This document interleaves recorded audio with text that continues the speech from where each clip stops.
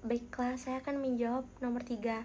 Jadi, ada 3 hal penting yang menjamin dari data penelitian dalam bidang farmasi itu harus memenuhi syarat validitas dan reliabilitas. Yang pertama, positif kontrolnya itu harus sama, yang diujikan dengan acuan atau literatur yang kita gunakan. Contohnya, ketika kita akan meneliti efektivitas sabun cair dari ekstrak temu putih pada penelitian sebelumnya yang kita jadikan acuan itu positif kontrolnya itu menggunakan sabun Dettol. Nah, maka penelitian yang akan kita buat itu menggunakan sabun Dettol juga sebagai positif kontrolnya. Lalu yang kedua, kondisi dari objek atau mikroorganisme penelitian kita. Perbedaan kondisi dan subjek atau orang yang menggunakan sediaan yang kita buat akan menghasilkan pendapat atau respon yang berbeda-beda.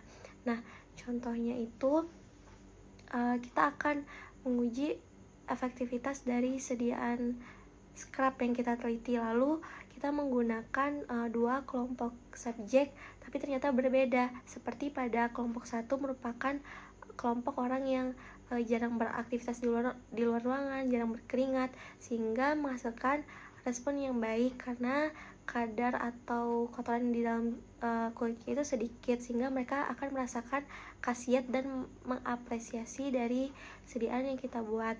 Nah, sedangkan pada subjek kelompok 2 itu merupakan orang yang sering beraktivitas di luar ruangan atau sering olahraga dan sering berkeringat, sehingga ketika mereka mencoba atau menjadi subjek sediaan scrub yang kita buat itu akan menghasilkan respon tentunya yang kurang baik.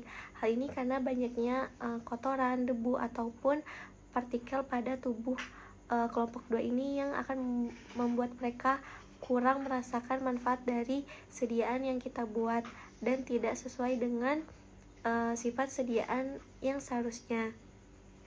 Nah, contoh lain, jika kita menggunakan bakteri, maka kondisi media, pH, suhu, perlakuan, dan pengujian itu harus sama karena mempengaruhi hasil data penelitian. Sehingga baiknya kita sebagai seorang peneliti itu harus menyelaraskan kondisi dari objek karena akan berpengaruh pada hasil penelitian yang tidak reliable atau tidak konsisten. Lalu yang ketiga, memperlakukan data orang lain sama dengan data kita. Jadi kita itu mengolah data dengan metode yang sama sehingga data yang dihasilkan itu hasilnya valid dan reliable. Sekian dari saya.